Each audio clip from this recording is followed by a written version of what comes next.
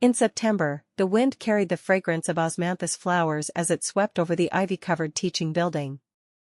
Lynn folded the cuffs of her faded school uniform inward again, attempting to conceal the faint scar on her wrist from a childhood burn caused by hot water. The bulletin board was crowded with students discussing the school anniversary gala. She lowered her head to bypass them, but a sharp voice pinned her in place. "Hey, isn't this our class's orphan girl?" Class monitor Mandy stood in front of her with arms crossed, flanked by two girls. "I heard the gala requires formal attire. You're not planning to go on stage reciting in that school uniform, are you?" The mocking laughter pierced Lynn's ears like needles.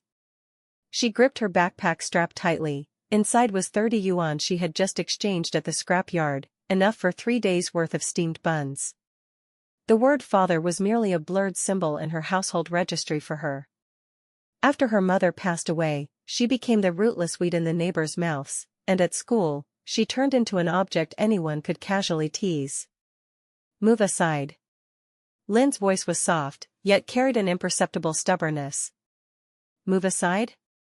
Mandy sneered, reaching out to tug at her backpack. "I'd like to see what treasures are hidden in that rag you carry every day." Before her fingertips touched the fabric, they were gripped by a hand with distinct knuckles. The dean of students had appeared behind them at some point, brows furrowed into a deep frown. "Mandy, have you forgotten the school rules?" Mandy withdrew her hand resentfully, not forgetting to glare at Lynn before leaving. "Pop or look, you'll never change it in your lifetime." Lynn lowered her head and walked into the classroom, where snickers immediately arose from the back row. She habitually went to the corner by the window, where a seat was always empty, much like her marginal and isolated position in the school. In the desk drawer was half a piece of yesterday's dry, hard-steamed bun. She took it out and slowly nibbled on it with the cold boiled water from her thermos, her gaze falling on the old locust tree outside the window. Before her death, her mother had said that her father had not abandoned them intentionally, but had unavoidable difficulties. Lynn used to believe it, but as days grew increasingly harsh, that bit of faith had long been ground to ashes. On the day of the school anniversary, the sunlight was particularly glaring. A temporary stage was set up on the playground, with students from each class wearing uniform formal attire. Only Lynn was still in her washed-out, yellowish school uniform. She was assigned by the homeroom teacher to help pass props backstage, which conveniently allowed her to avoid those probing and mocking gazes. "Lynn, bring over that microphone from there," the arts committee member called out. As she picked up the microphone, she heard a commotion from the front stage. The originally smooth program was interrupted, and the host's voice carried evident panic. "Please everyone remain calm, we." The people backstage curiously looked out, and Lynn tiptoed along with them. At the school gate, a row of black sedans drove in, led by a Rolls-Royce. The door opened, and a middle-aged man in a tailored suit stepped out. He had a tall and straight figure with a powerful aura, followed by 10 bodyguards in black suits and earpieces, standing neatly in 2 rows. The principal and several leaders hurriedly ran over, their bowing and scraping eliciting discussions among the students. "Who is that? Such a grand entrance? Seems like the chairman of Xinhua Group?" "Xinhua Group? The one with assets worth hundreds of billions?" Lynn's heart skipped a beat. Xinhua Group, her mother had occasionally mentioned it, saying it was a very impressive company, but she had never thought it had anything to do with her. At that moment, the middle-aged man's gaze pierced through the crowd and landed precisely on Lynn backstage. His expression instantly became complex, filled with shock, ecstasy, and indescribable guilt. In the next second, everyone was stunned. The man who never smiled in financial magazines and was known as the business emperor actually pushed through the crowd, walking step by step toward Lynn. His 10 bodyguards followed, their movements uniform and synchronized. A few steps away from Lynn, the middle-aged man stopped. Under the gaze of the entire school, he slowly bent his knees, and the 10 bodyguards behind him knelt with a thud, their knees hitting the concrete ground with a muffled sound. Time seemed to freeze. Lynn stood rooted to the spot, her body rigid, the microphone clanging to the ground. The middle-aged man raised his head, his voice trembling slightly but clearly resounding across the entire playground. "Young miss, I've been searching for you for 15 years. I am your father, Victor. The field fell into dead silence, followed by a deafening uproar. The color drained from Mandy's face instantly as she looked in horror at the girl in the school uniform, her mouth agape wide enough to fit an egg. The dean of students pushed up his glasses and rubbed his eyes in disbelief. Lynn looked at the man claiming to be her father, at the surging tears in his eyes, and heard the buzzing discussions around her. Suddenly, her eyes welled up with heat. The grievances and confusion accumulated over 15 years seemed to find an outlet at this moment, yet she didn't know how to release them. Victor knelt on the ground, extending his hand as if to touch her, but fearing he might scare her, he could only choke out, "Lynn, I'm sorry, Dad came late." Sunlight fell on his graying temples, and only then did Lynn notice that this seemingly imposing man actually had quite a bit of white hair. Her lips moved, wanting to ask, "Why are you only coming now?" but she found her throat blocked, unable to make any sound.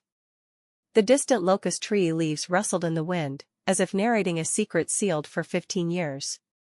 At this moment, the entire school's gaze focused on the girl in the old school uniform. The former mockery and disdain had already turned into shock and awe. But Lynn knew that everything was just beginning. This suddenly appearing father and the identity of young Miss would completely change her life. What she didn't know was that behind this reunion, there were more past events she had never understood, waiting to be unveiled. The muffled thud of the microphone hitting the ground was like a bolt of thunder, splitting the stagnant air on the playground. Victor knelt there, the knees of his expensive suit pants stained with dust, but he seemed oblivious, staring unblinkingly at Lynn, the red veins in his eyes spreading like a spiderweb. "Sheng, Chairman Sheng." The principal approached tremulously, still clutching the trophy intended for the Outstanding Teacher Award. Is there some misunderstanding here?" He stole a glance at Lynn's faded school uniform, unable to connect this girl with the heiress of Xinhua Group. Victor didn't turn around, simply pulling a small silver longevity lock from his suit's inner pocket and holding it up to Lynn. The lock's body was polished shiny from rubbing, with Lynn engraved on the front and intricate intertwined branch patterns on the back. "I personally put this on you when you were 1 month old," his voice was terribly hoarse. Later I lost you. I searched for 15 years, carrying this lock with me all that time." Lynn's gaze was suddenly fixed on the longevity lock. In the old wooden box under her pillow lay an identical one. Her mother had said it was her only memento and instructed her to keep it safe no matter how hard things got. Her fingertips suddenly turned ice cold, and she instinctively stepped back half a pace, her lower back hitting the iron rack stacked with props, causing her to gasp in pain. "Young Miss." The frontmost bodyguard immediately moved forward half a step, his eyes vigilantly scanning the surroundings, but was stopped by Victor's raised hand. "Don't scare her." Victor slowly stood up, his movements carrying cautious restraint. "Lynn, I know you've suffered a lot. The events back then were too complicated, He didn't finish his sentence before being interrupted by Lynn's sudden question. "Where were you when Mom passed away?" Her voice was soft, yet it pierced Victor's heart like an ice pick. Victor's face instantly turned ashen, his lips trembling, unable to utter a word for a long time. The surrounding discussions gradually quieted down, everyone holding their breath as they watched this suddenly reunited father and daughter. Mandy's face alternated between red and white, her fingers twisting the hem of her formal dress tightly. She suddenly remembered snatching Lynn's new eraser last week, which Lynn had saved up for with great difficulty, and now she felt a chill down her back. Victor's Adam's apple bobbed, deeper guilt surging in his eyes. "At that time I was framed and trapped abroad. By the time I broke free and found the old alley where you used to live, it was just a pile of demolition ruins. It took me 3 years to find out that your mother had brought you to this city, but by the time I caught up, she had already." He choked, unable to continue, pulling a yellowed photo from his wallet. The photo showed a young woman with a beaming smile, holding a swaddled infant in her arms. Lynn's tears fell without warning. The woman in the photo was her blurry yet gentle mother from her memories. "Come with me, Lynn." Victor's voice softened, carrying an almost pleading tone. "I'll make it up to you, Compensate for everything I owe you from these 15 years. Lynn didn't speak, just lowered her head to look at her worn-out shoe tips.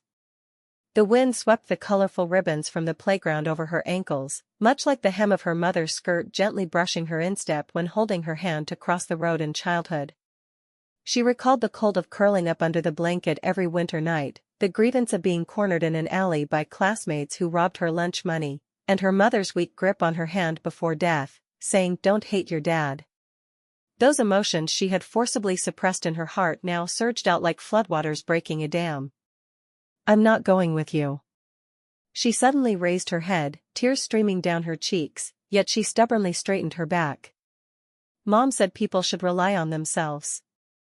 Victor was stunned, then gave a bitter smile, but there was no trace of anger in his eyes. Instead, there was a bit more relief. "Like her, and like me," he said softly. "All right, I won't force you. But you have to let me do something, even if it's just letting me watch over you."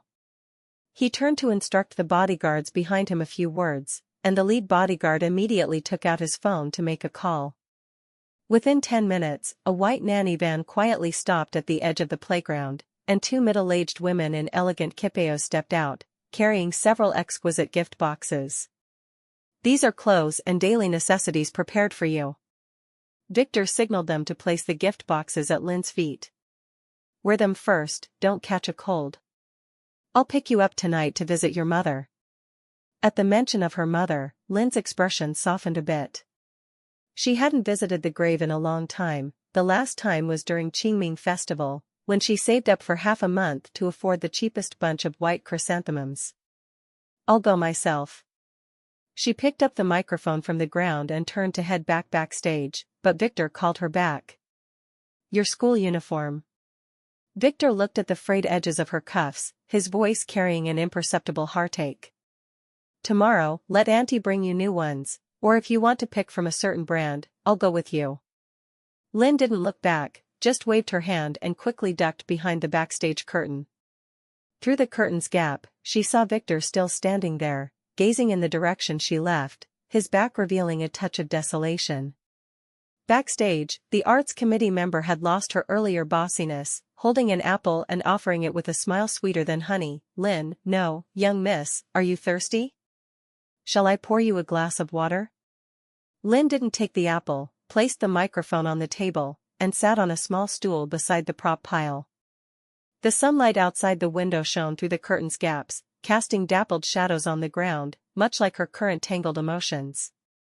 She opened one of the gift boxes. Inside was a goose-yellow dress, the fabric as soft as clouds. She remembered staring at a similar dress in a department store window for a long time as a child. Her mother held her hand and said, "When we have money later, I'll buy it for you," but until her mother passed, she never got that dress. Her fingertips brushed over the cool fabric, and tears fell uncontrollably again. At that moment, her old phone in her pocket suddenly vibrated. It was a text from the landlord urging her to pay this month's rent. Lynn stared at the message for a while, suddenly recalling Victor's words. She bit her lip, flipped out the business card Auntie had left from the gift box, her fingertip hovering over the dial key, hesitating to press it. Meanwhile, outside the playground, Victor stood beside the Rolls-Royce making a phone call, his tone unprecedentedly stern. "Find out who was in charge of demolishing the old alley 15 years ago. And the caregiver who sent Lynn to the orphanage back then. I want all her information within half an hour." After hanging up, he gazed toward the teaching building, a flash of coldness in his eyes. None of those who made his daughter suffer would escape. As the sun set, Lynn changed into a relatively simple white dress and walked out of the school gate. Mandy and a few girls who had mocked her huddled nearby, wanting to approach but not daring, only watching longingly. At the school gate, Victor was indeed waiting. He wasn't sitting in the car but standing under a tree, holding a bottle of warm milk. Seeing Lynn come out, he immediately went to meet her. "I asked the teacher, your stomach isn't good, you can't drink cold things." He handed over the milk, like an ordinary father trying to please a younger generation. Lynn hesitated for a moment but still accepted it. The warmth of the milk transmitted through the glass bottle to her palm, warm and comforting. "To see Mom," she said softly, turning toward the bus stop. Victor immediately followed, while the 10 bodyguards tacitly kept their distance, following from afar. The bus slowly approached. Lynn stepped on and dropped 2 coins. Victor followed onto the bus, pulling a card from his wallet and handing it to the driver. "Charge all the people behind to my account." The driver was stunned, looking at the imposing team of bodyguards behind him, and quickly nodded and bowed to accept the card. The passengers in the bus curiously eyed this strange pair, but Victor paid no mind, just carefully protecting Lynn from being bumped by the crowded people. Lynn gazed at the passing street scenes outside the window, clutching the bottle of warm milk, suddenly feeling that perhaps her mother was right. Some difficulties really needed time to be explained clearly. What she didn't know was that Victor's phone had just received an encrypted message. Found it. The person in charge of the demolition team back then was a distant relative from the second branch. Victor looked at the message, the warmth in his eyes instantly covered by ice. He turned his head to glance at Lynn's thin profile, his knuckles clenching white. This reunion, delayed by 15 years, was destined to stir up a storm. When the bus stopped at the narrow alley entrance, twilight had already spread over the mottled walls. Lynn got off first, Victor closely behind, his expensive handmade leather shoes stepping on the pitted concrete ground, producing sounds out of place with the surroundings. The bodyguards discreetly guarded the alley entrance, like 2 silent statues. "Walk in from here, turn left at the 3rd intersection." Lynn's voice was soft, as if afraid to disturb the alley's silence. At the base of the walls were piles of discarded old furniture from residents, and clotheslines hung with colorful garments that swayed and brushed overhead with the wind. Victor watched his daughter skillfully avoid the puddles on the ground, his heart aching as if gripped by something. Where he lived, even the stone paths in the garden were repeatedly polished to have no edges. After turning the 3rd corner, the view suddenly opened up. A small cemetery was tucked in the gaps between residential buildings, the inscriptions on the tombstones somewhat blurred by rainwater. Lynn walked straight to the tombstone in the farthest corner, where the embedded photo had faded a bit, showing a woman smiling gently.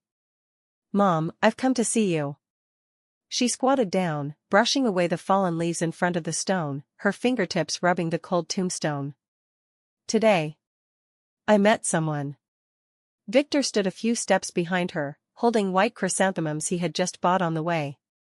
Dewdrops still clung to the petals, faintly glowing in the twilight. He looked at the photo on the tombstone, his eyes welling up again. Back then, he and Sophia had a secret romance. After the family discovered it, the second branch took advantage of his overseas business trip to forge his death certificate and force Sophia to leave. By the time he returned after many hardships, he found only this solitary tombstone. "She always said you loved the osmanthus oolong she brewed the most." Victor gently placed the flowers in front of the tombstone, his voice carrying an unnoticed gentleness. "I searched for a long time to find the tea shop she used to frequent back then. The owner said that in recent years, someone always comes asking if there's tea ordered by Sophia." Lynn suddenly turned back to look at him, her eyes full of shock. Her mother indeed had a habit of buying a lot of osmanthus oolong every autumn, saying it was to wait for someone to come back and drink together. She had always thought it was just her mother's wishful thinking, but unexpectedly. "How do you know?" "Because that was our agreement." Victor squatted beside the tombstone, his fingertips gently touching the woman's cheek in the photo. "I said once I established myself, I'd marry her grandly and accompany her to drink osmanthus oolong every autumn." He paused, his voice sinking. "But I broke my word." As twilight deepened, dim yellow streetlights lit up in the alley. Lynn looked at his graying temples, suddenly recalling how she used to pester her mother as a child asking when is Dad coming back, and her mother would always smile and say soon, but her eyes hid an irresolvable sorrow. "So those waits were not unfounded. The one who forced you away back then was Howard from the second branch." Victor's voice turned cold. "He's always coveted control of Xinhua, knowing you were my weakness, he wanted to eliminate the root. Demolishing the old alley and sending you to a remote orphanage were all his doing." Lynn's fingers suddenly clenched her clothing hem.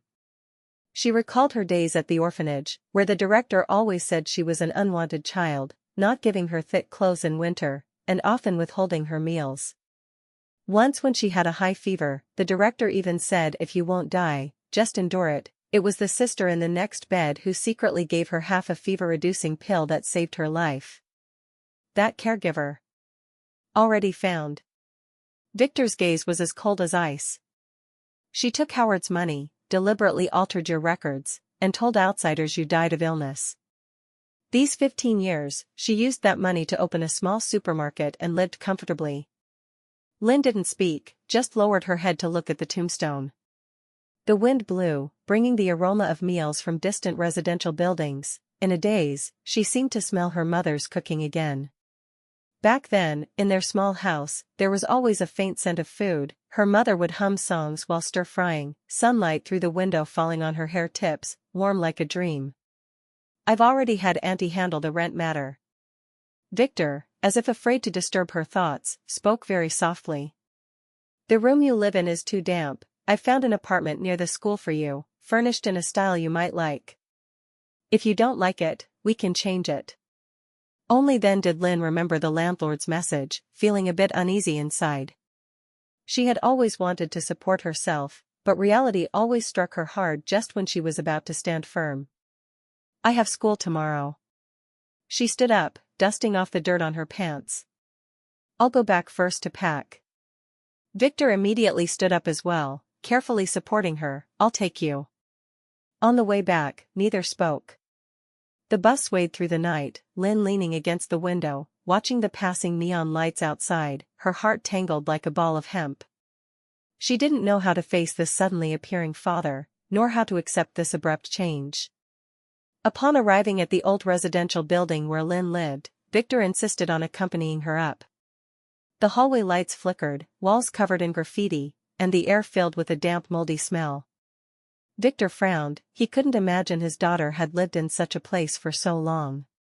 Lynn's room was on the top floor, only a few square meters, with a single bed, a peeling paint wardrobe, and a small desk piled with textbooks and notes. In the corner were several gunny sacks filled with scraps, which she saved to exchange for money. "The place is small, don't mind," Lynn said somewhat awkwardly as she tidied the books on the desk. Victor didn't speak, just walked to the bedside and gently touched the thin blanket.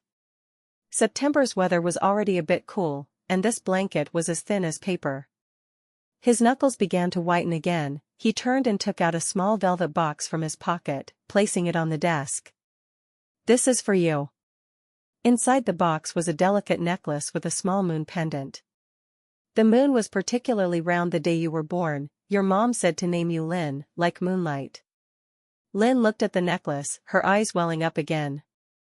She remembered her mother always pointing at the moon saying, "Lynn, look, the moon is following us, just like someone is protecting us. Tomorrow, I'll have Auntie come help you pack." Victor walked to the door, turned back to look at her once more. "Call me anytime if something happens, no matter how late."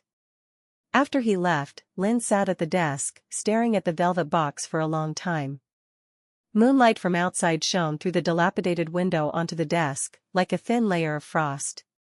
She picked up the necklace and gently put it around her neck. The pendant against her chest was cool, yet carried an inexplicable warmth. The next morning, as Lynn walked downstairs, she saw Auntie waiting with two servants, a low-key black sedan parked beside. Auntie wore a gentle smile. "Young miss, sir said to have us help you move. The apartment is ready, go see if it suits you." Lynn hesitated but nodded. As soon as she got into the car, her phone rang. It was the homeroom teacher. "Lynn, come to school today. Mandy's parent is looking for you, says they want to apologize." Lynn's brows furrowed. She could imagine Mandy's appearance now, suddenly feeling a bit ironic inside. "I know." After hanging up, she looked at the passing street scenes outside the window, gently stroking the moon pendant on her neck. She knew that from today, her life was truly different. And those who had bullied her before should pay the price. Meanwhile, in the top-floor office of Xinhua Group, Victor slammed a file on the desk, which had Howard's photo on it. "Notify everyone, convene an emergency board meeting. I want Howard to know what it means to reap what he sows." His voice was as cold as ice, but his eyes hid an imperceptible ruthlessness. For Lynn, he wouldn't hesitate to stir up a bloodbath. When the car stopped downstairs at the apartment building, Lynn gazed at the high-rise with full glass facade, her fingertips unconsciously rubbing the moon pendant on her neck. Auntie smiled and opened the car door for her. "Young miss, this building has excellent security. Sir specially chose a middle floor, saying it has a good view and is quiet." As the elevator ascended, the mirror reflected Lynn's figure in the white dress, the hem still stained with grass from yesterday's visit to the cemetery. She thought of her few faded school uniforms and suddenly felt a bit awkward. Auntie, as if reading her mind, said softly, "Sir had your books moved up first. I added some clothes according to your size. If they don't fit, we can go pick more." The apartment was a two-bedroom, one living room layout, with the living room's floor-to-ceiling window facing a patch of greenery. Sunlight filtered through the sheer curtains, casting dappled shadows on the floor. On the master bedroom's desk was a crystal table lamp, beside which were stacked the textbooks she brought from the old house, even the crooked annotations on the title pages neatly placed. "Sir said you like studying by the window, so he had the desk moved there specially." Auntie pointed to the balcony. "Over there, we planted jasmine that your mother liked, so when they bloom, you can smell the fragrance when tired from reading."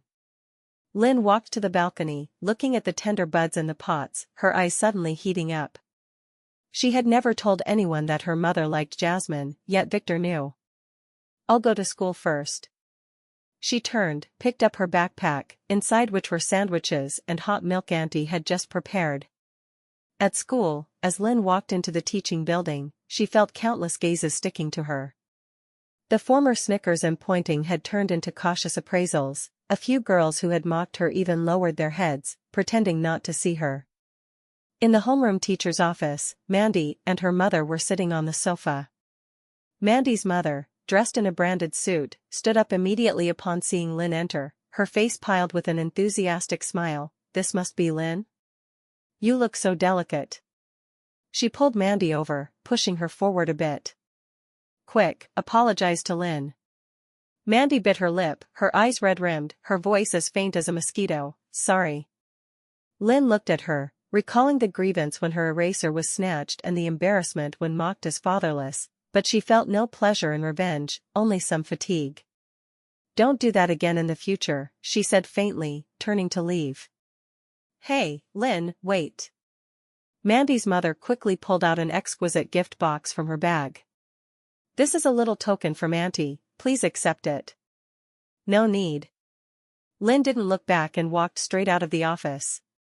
In the hallway, she ran into the dean of students, who wore an unprecedentedly amiable smile. "Lynn, the recitation program for the anniversary still needs a lead reciter. Teacher thinks your voice is good, want to try?"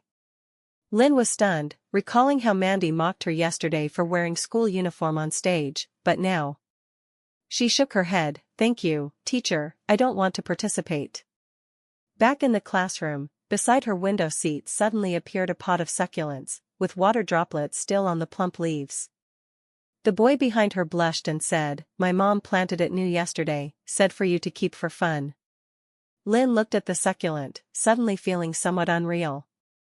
During the inter-class exercises, the principal's voice suddenly sounded over the broadcast. "Given that student Mandy has bullied classmates multiple times during school, after school deliberation, it is decided to issue a demerit." The playground instantly quieted, all gazes turning to Mandy standing in the line. Her face was as pale as paper, tears streaming down. Lynn gazed at the distant sky, feeling no ripples in her heart. This wasn't what she requested, but it wasn't unjust either. At dismissal, Victor's car was already waiting at the school gate. As soon as Lynn got in, she saw him holding a file.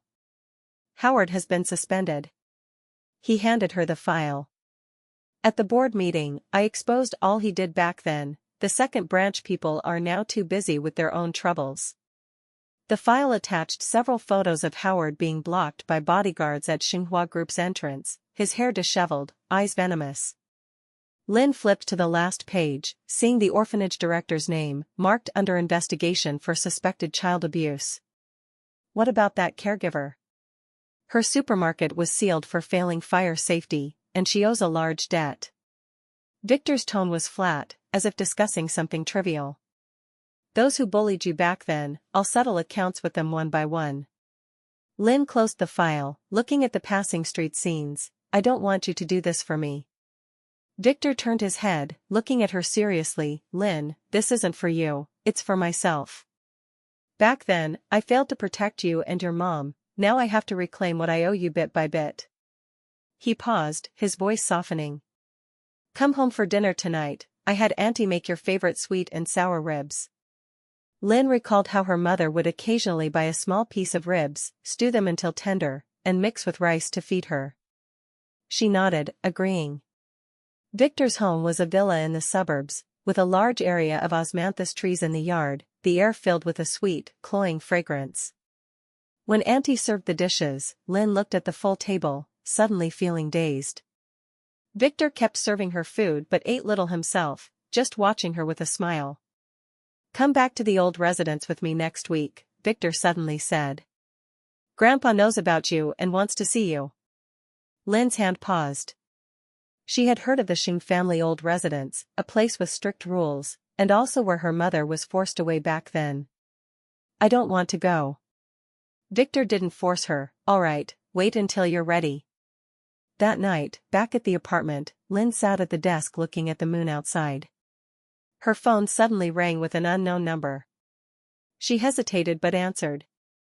Is this Lynn? The voice on the other end was old and weak. I'm Grandpa. Lynn held the phone, her fingertips turning cold. What happened back then? The Xing family wronged you and your mom. The old man's voice carried a heavy nasal tone. I know you hate us, but Grandpa is nearing the end, just wants to see you, even if from afar. Lynn didn't speak and hung up. She walked to the balcony, looking at the jasmine buds, suddenly feeling that some debts might not be repaid through revenge. And some pasts, one must eventually learn to face. The next morning, as Lynn arrived at school, she saw an old man in a zhongshan suit standing at the gate, leaning on a cane, with several bodyguards behind. The old man saw her, tears instantly welling in his cloudy eyes. Child. He trembled as he extended his hand. I'm Grandpa. Lynn stood there, looking at this grandfather she had never met, suddenly recalling her mother's words before death, don't hate them, the Xing family has good people too. Sunlight filtered through the gaps in the osmanthus trees, falling on the old man's white hair like a thin layer of golden frost. Lynn hesitated, then slowly walked over. She knew this was another new beginning. And this time, she was no longer alone. The old man's hand hung in midair for a long time, knuckles whitening from effort. When Lynn approached him, she could smell a faint medicinal scent on him, mixed with a subtle sandalwood, that was the unique aroma of the old residence. Her mother had occasionally mentioned that the Xing family ancestral hall always burned this incense. Child, let Grandpa take a good look at you. Elder's hand trembled severely, his gaze sweeping from her brows and eyes to her chin, finally landing on the moon pendant on her neck, suddenly bursting into tears. Really like your mom, and like your dad when young. Students gradually gathered around, pointing and whispering. The bodyguards discreetly stepped forward, blocking those probing gazes. Lynn looked at the old man's hunched back, recalling his phone words, nearing the end, and a corner of her heart suddenly softened. Why did you come? Her voice was calmer than expected. I'm afraid if I don't come now, there won't be a chance. Elder wiped his face, pulling a rosewood box from his cloth bag. This was passed down from your great-grandmother, should have been kept by your mom, now, for you. The box opened to reveal a translucent jade pendant, carved with intertwined lotus patterns, with small nicks on the edges, evidently from years of rubbing. This jade can calm the mind. The old man's voice carried a plea. If you don't want to return to the old residence, Grandpa won't force you. But this jade, you must accept. Lynn looked at the jade pendant, recalling a similar wooden box under her mother's pillow, but empty inside. She hesitated, then accepted it. The jade against her palm, its warm cool sensation spreading from her fingertips. The class bell is about to ring. She put the jade in her backpack. You should go back. Yes, yes. Elder nodded quickly, like a child getting candy. I'll just watch you go in from here, won't disturb you. Lynn turned and entered the teaching building without looking back. But she knew the old man must still be standing there. Just like when her mother sent her to the orphanage as a child, always standing behind the iron gate until she could no longer see her figure before leaving. The last class in the morning was math, the teacher writing complex formulas on the blackboard, but Lynn was somewhat distracted. She took out the jade pendant from her backpack, carefully examining it under the cover of her textbook. The back had a tiny shing engraved, with faint patina in the stroke depths, evidently of some age. Lynn, solve this problem. The math teacher suddenly called her name. She was stunned, stood up, and walked to the blackboard. The surrounding classmates held their breath. Previously, she was always called out for sloppy homework. No one expected that at this moment, her hand holding the chalk was so steady. The chalk glided over the blackboard, the solution steps clear and concise, even simpler than the standard answer. The teacher was stunned, then showed approving eyes. Very good, sit down. Lynn returned to her seat. The boy behind whispered, "You're amazing. I thought about this problem for half the class without a clue." She smiled, but felt somewhat dazed inside. Previously, she always did problems under dim lights, reluctant to buy candles, often reading by moonlight from the window. Unexpectedly, those nights endured were not in vain. During lunch break, Mandy suddenly approached her desk, holding a notebook. "This is notes I organized. If you don't mind, take a look." Her voice was still small, but more sincere than yesterday. Lynn looked at her red-eye rims, recalling the principal's broadcast demerit, and nodded, "Thanks." Mandy seemed relieved, nearly bumping into the doorframe when turning. Lynn watched her back, suddenly feeling that perhaps letting go is easier than holding grudges. After school in the afternoon, as Victor's car stopped, Lynn saw a strange man in the passenger seat. The man wore a gray suit and gold-rimmed glasses. Seeing her enter, he immediately respectfully handed a file. "Young miss, I'm Zhou Ming, the Xing family's lawyer. This is evidence of Howard from the second branch embezzling funds. Need your signature to confirm." Lynn opened the file, which detailed Howard's crimes over the years, even including his transfer records to the caregiver back then. The last page required the victim's family signature, which was her. "Must I sign?" "Signing will make him completely ruined." Victor's tone was calm. "This isn't revenge, it's making him pay for his actions." Lynn's fingertip rested on the signature spot, hesitating for a long time. She recalled that cold winter at the orphanage, her mother's coughing before death, and finally wrote her name on the paper. The sound of the pen tip gliding over the paper was light, yet like severing all past grievances. As the car drove away from school, Lynn suddenly said, "Next week, I'll go back to the old residence with you." Victor turned his head sharply, eyes full of surprise. "Really?" She gazed outside. "Grandpa is old, some things should be settled." Victor's eyes reddened instantly. He reached to pat her shoulder but feared being abrupt, finally just nodding vigorously. "Good, Grandpa will be very happy to know." When the car passed a flower shop, Lynn had the driver stop. She entered and selected a bunch of white jasmine. The clerk smiled. "These flowers just arrived, very fresh, suitable for elders." Hugging the flowers back to the car, Victor asked curiously, "For whom?" "For Grandma," Lynn said softly. "Though I've never met her, Mom said she was a very gentle person." Victor didn't speak, just quietly turned his face, wiping the corner of his eye with his fingertip. He knew the barrier in his daughter's heart was finally starting to loosen. Back at the apartment, Lynn inserted the jasmine into a glass vase and placed it beside the desk. Moonlight through the window fell on the petals like a thin veil. She opened Mandy's notes, the handwriting elegant and neat, suddenly feeling that perhaps a new life could really start from here. At this moment in the Xing family old residence, Elder was lost in thought over a yellowed photo. The photo showed young Victor and Sophia standing under an osmanthus tree, smiling brightly. He gently stroked the photo, murmuring, "Sophia, look, Lynn is back. What the Xing family owes you, we finally have a chance to repay." Outside the window, the osmanthus bloomed profusely, the fragrance filling the entire yard, as if responding to the old man's words. Lynn didn't know that waiting for her at the old residence, besides past grievances, was a secret about her mother sealed for 15 years. And this secret would completely change her perception of the Xing family. On the weekend morning, when Victor's car stopped downstairs at the apartment, the engine was so quiet as if afraid to disturb the morning dew. Lynn came out with her backpack, still wearing that faded school uniform. She insisted on wearing it to the old residence. Victor didn't object, just had Auntie pack an extra coat in the bag. The car left the urban area, heading toward the suburbs. The roadside plane tree leaves gradually turned golden, wind sweeping fallen leaves past the window like delayed letters. Lynn watched the passing fields outside, suddenly recalling her mother saying that her first date with Victor was in such an autumn, walking along the field ridges for a long time. Almost there. Victor's voice interrupted her thoughts. Lynn looked up and saw in the distance a cluster of blue brick gray tile buildings, with upturned eaves hidden in dense locust groves, exuding an ancient dignity. The car passed through the stone arch inscribed with Xing Mansion, slowly entering the courtyard. The stone slab paths in the yard were swept spotless, with ginkgo trees on both sides in full golden, fallen leaves covering the ground like a luxurious carpet.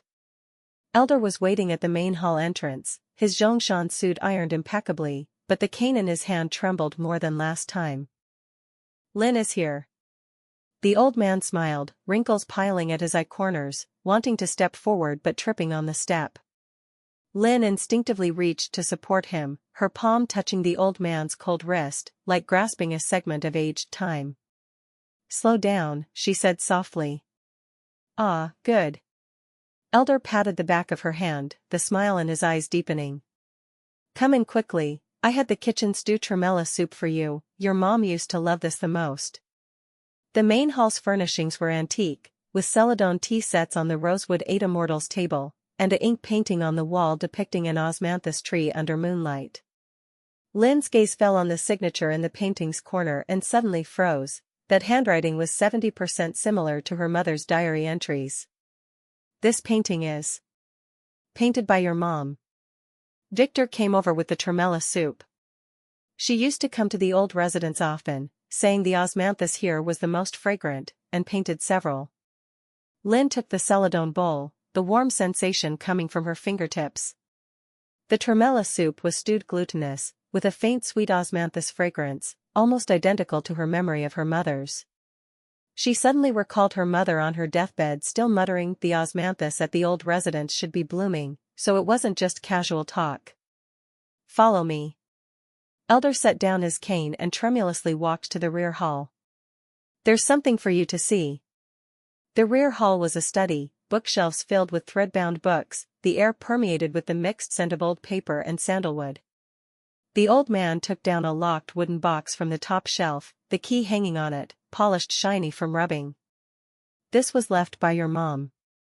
He opened the box. Inside was a thick photo album and a stack of yellowed letters. Lynn opened the album. The first page was a photo of her mother and Victor. In the photo, her mother had a ponytail, wearing a white dress, her eyes curving into crescents when smiling. Victor stood beside her in a white shirt, sleeves rolled up, revealing strong forearms, his gaze tender enough to drip water. Flipping further, there were photos of her mother and the old man, sitting under the osmanthus tree making dumplings, smiling brightly. "Back then, your mom always said Grandpa's dumplings were better than those in outside restaurants." Elder pointed at the photo, his voice carrying nostalgia. "Her first time at the old residence, she dared to snatch the rolling pin from me, saying she wanted to teach me her hometown sour soup dumplings." Lynn's fingers stroked her mother's young face in the photo, her eyes suddenly heating up.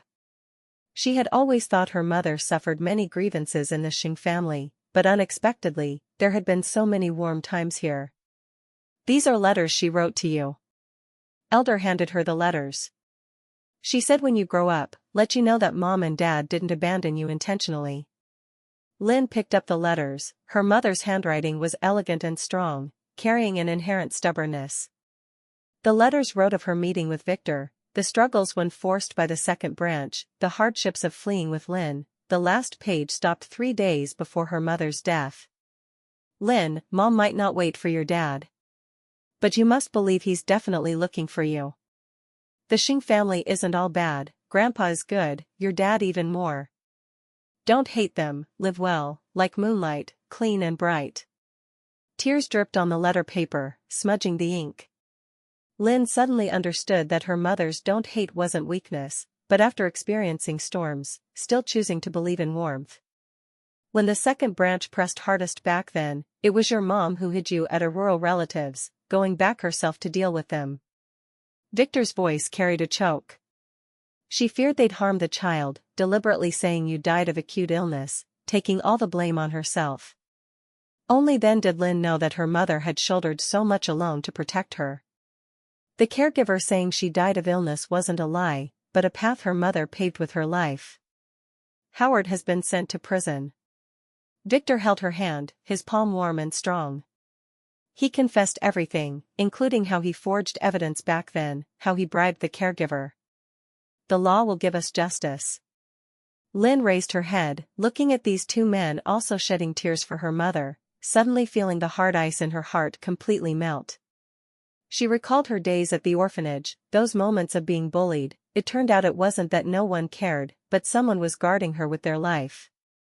Grandpa, Dad. She called softly, the voice not loud, but clearly reaching their ears.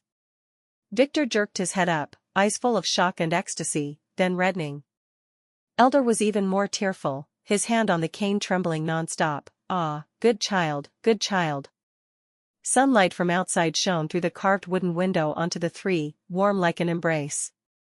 From outside the study came the fragrance of blooming osmanthus, mixed with the aroma of meals from the kitchen, much like what her mother wrote in the letter. Home is having people you love, the scent of food, and concerns.